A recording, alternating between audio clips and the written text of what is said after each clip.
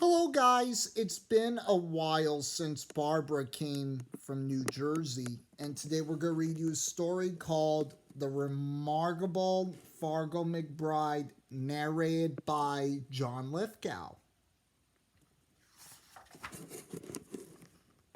Here's Farkle McBride as a baby in his bassinet. That's right. Yep, okay. I will read.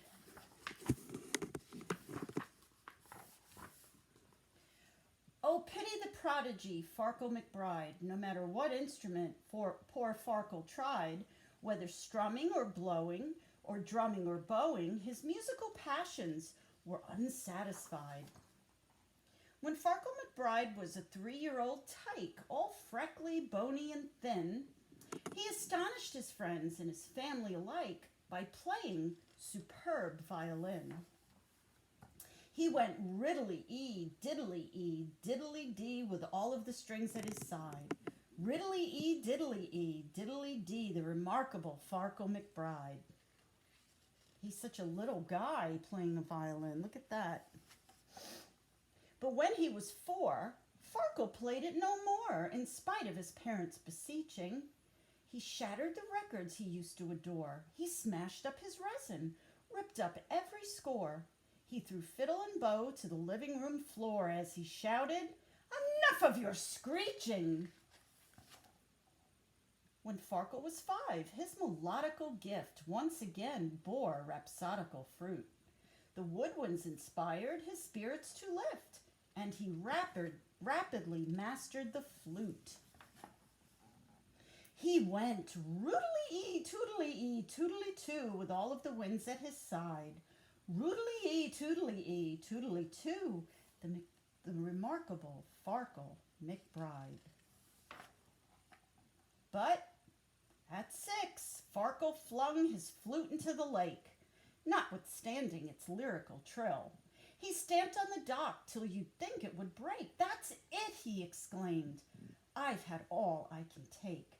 That tootling gives me a brutal headache.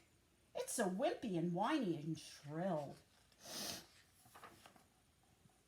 When Farkle was 7, a different sound rekindled his musical flame. He became the most expert trombonist around, and the boulevards buzzed with his name. He went vroom, petty doom, petty doom, petty doom, with all of the brass at his side. Vroom, petty doom, petty doom, petty doom, the remarkable Farkle McBride. But at 8, he declared to his parents' despair, and as everyone else might have guessed, "I can't stand the trombone with its blat and its blare. That racket is more than my eardrums can bear. So return it or throw it away. I don't care. I despise it just like all the rest."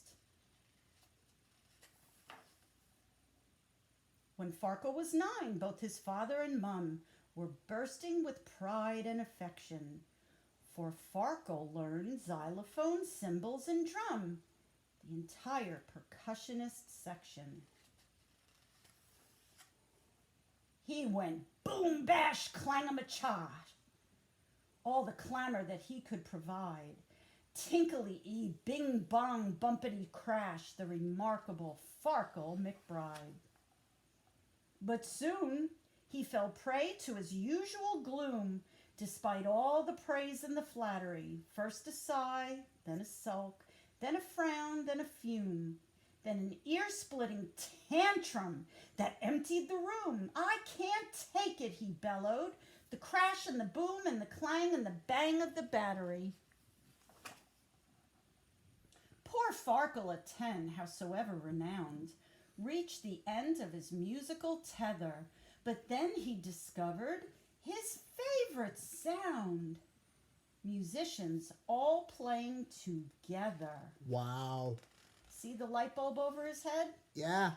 He got a big idea. It happened like this. The conductor caught cold on the day of a major recital. "You've got to replace him.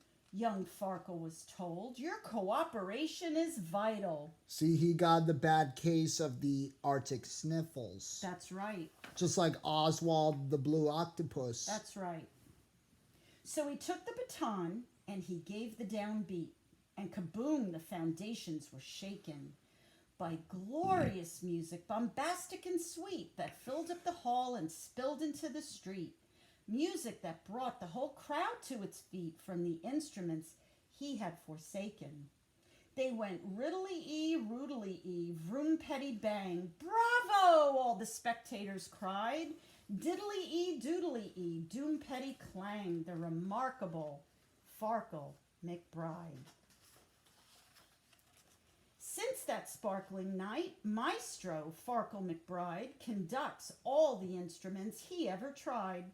His happy heart sings to brass, drums, winds, and strings, and remarkable Farkles at last satisfied. That's a whole symphony orchestra. That's right. And he's the conductor, which they also call Maestro. This is hard to turn the page. I agree. Let's see, is there anything on the last page? Yes. It's a bouquet of flowers, and it says, to Farkle, love, Mom and Dad. Aww. Okay, so please stay tuned for the final CD of exams of John Lithgow books. And this is Mike M. signing off.